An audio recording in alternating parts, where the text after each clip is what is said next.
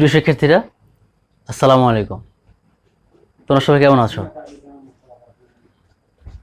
আশা করছি তোমরা যারা এই মুহূর্তে ক্লাসটি দেখছো সবাই আল্লাহর রহমতে সুস্থ আছো।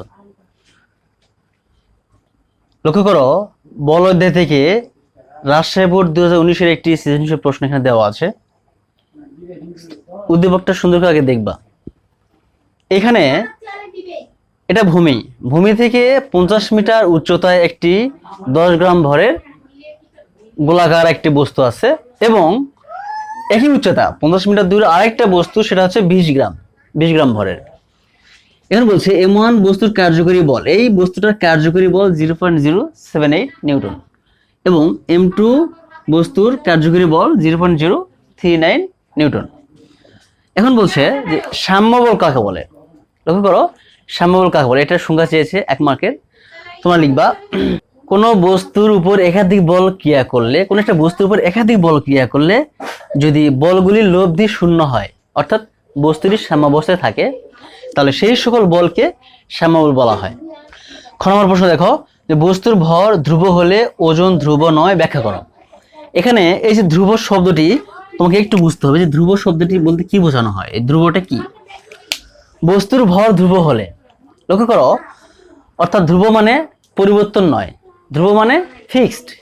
অর্থাৎ আমার ভর, একটি বস্তুর ভর, ধরো আমার ভর 60 কেজি, ঢাকাতেও 60 কেজি, লন্ডনেও 60 কেজি, আমেরিকাতেও 60 কেজি, কানাডাও 60 কেজি।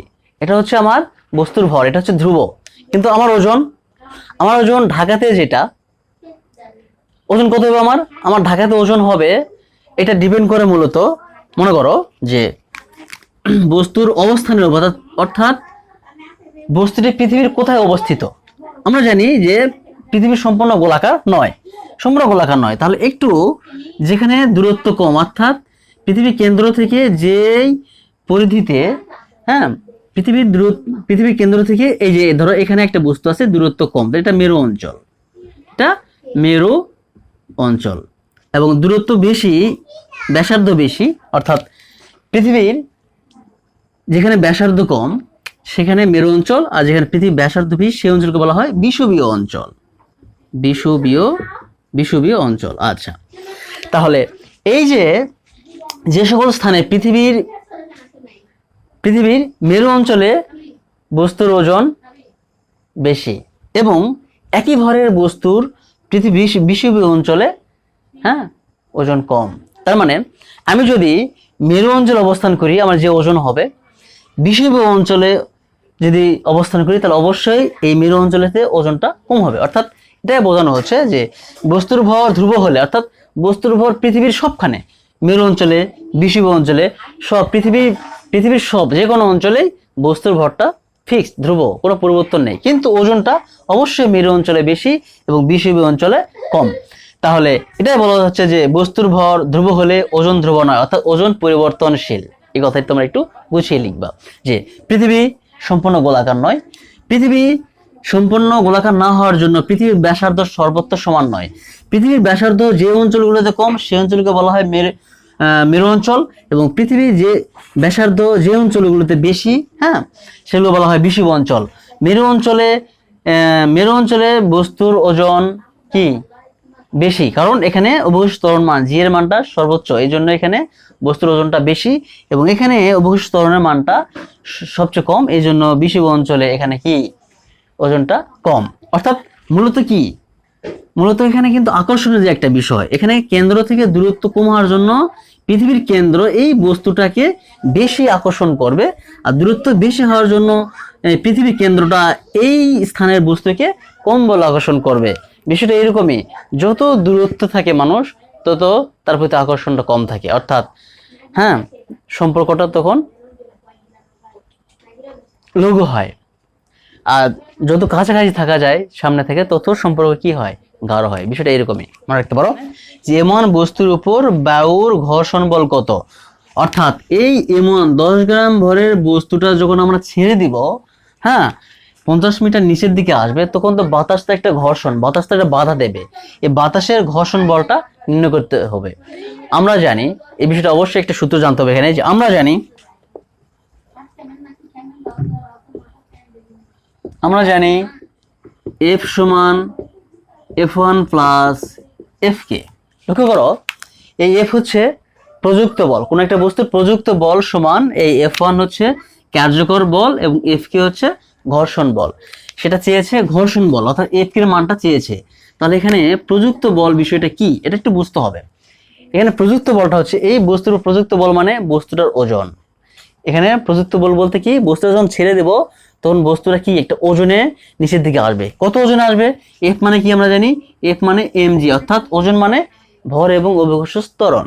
এবার আমার মান বসিয়ে দিব এখানে কি, এফ কি এখানে কার্যকর বল, F1 এর কার্যকর বল দেওয়া আছে লক্ষ্য করো। হ্যাঁ, কার্যকরী বল 0.078 প্লাস Fk ঘর্ষণ বলটা আমরা বের করব।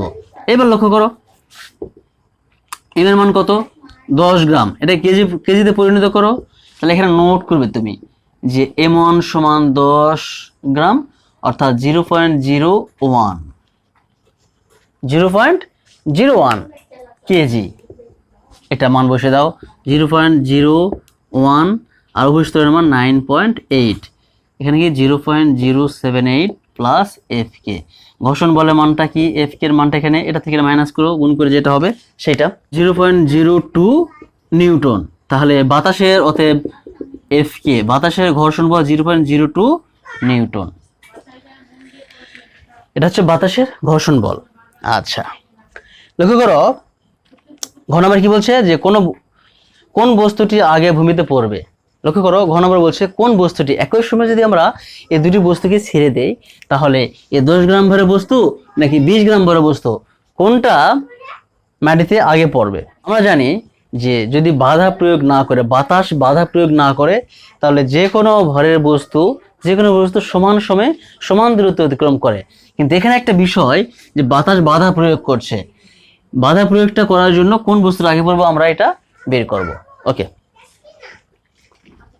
এখানে একটা বিষয় বলতে হবে, তোমাদের বুঝতে হবে যে এই m1 বস্তুর ত্বরণ, এই বস্তুটা কত ত্বরণ সেটা বের করতে হবে। ত্বরণ m1 বস্তুর ত্বরণটা বের করতে হবে এবং m2 বস্তুর ত্বরণটা বের করতে হবে। ত্বরণ বের করলে আমরা কি পাবো যে এই বস্তুটা এই যে 50 মিটার নামতে কত সময় প্রয়োজন, কত সময় লাগলো, আর এই বস্তুটা 50 মিটার দূরত্ব অতিক্রম করতে কত সময় প্রয়োজন। সময় যদি এটা কম লাগে তাহলে এটা কি অবশ্যই এটা আগে মাটিতে পড়বে এই বিষয়টা। তাহলে প্রথমবার যেটা করবো সেটা হচ্ছে m1 বস্তুর ত্বরণ বের করব। তাহলে লিখো আমরা জানি বস্তুর উপর ক্রিয়াশীল ত্বরণ, ত্বরণ এ সমান সূত্র কি মনে রাখতে হবে, এফ সমান এম এ। তাহলে এখানে এ রেখে দিলে এফ বাই এম। তাহলে এখানে ত্বরণ এ সমান কি হবে এফ। এফটা কি, এফ হচ্ছে কার্যকরী বল। এই যে দেওয়া আছে এমন বস্তুর উপর কার্যকরী বল, এমন বস্তুর কার্যকরী বল তুমি কি ধরেছো, যেটা ধরেছো আর কি, যদি F1 ধরো তাহলে F1 বাই কি হবে বাই এম। তাহলে F1 কত কার্যকরী বল 0.078, এম এর মান কত, ভর কত 0.01, কত হচ্ছে 7.8 ms ইনভার্স 2 ত্বরণ। এবার বের করো এবং m2 বস্তুর উপর ক্রিয়াশীল ত্বরণ, এটা A1 দাও, এটা A2 দাও, যেখানে দুটি বস্তু তাহলে এটা A1 ত্বরণ, এটা A2 ত্বরণ দিয়ে দাও। তাহলে এখানে কি হচ্ছে, ত্বরণ হচ্ছে এখানে F2 বাই m। কার্যকরী বল কত দেওয়া আছে 0.039 ডিভাইডেড কত 20 গ্রাম 0.02, কত হচ্ছে দেখো 1.95 ms ইনভার্স 2। আচ্ছা এই যে এখন আমরা যেটা করব 10 মিটার দূরত্ব অতিক্রম করতে সময় লাগে t1 সেকেন্ড। আমরা জানি, লিখে ফেলো, আমরা জানি দূরত্ব s সমান কি সূত্র, s সমান ut plus half at square. H কত দূরত্ব অতিক্রম করবে 50 মিটার, এখানে 50 দিয়ে দাও।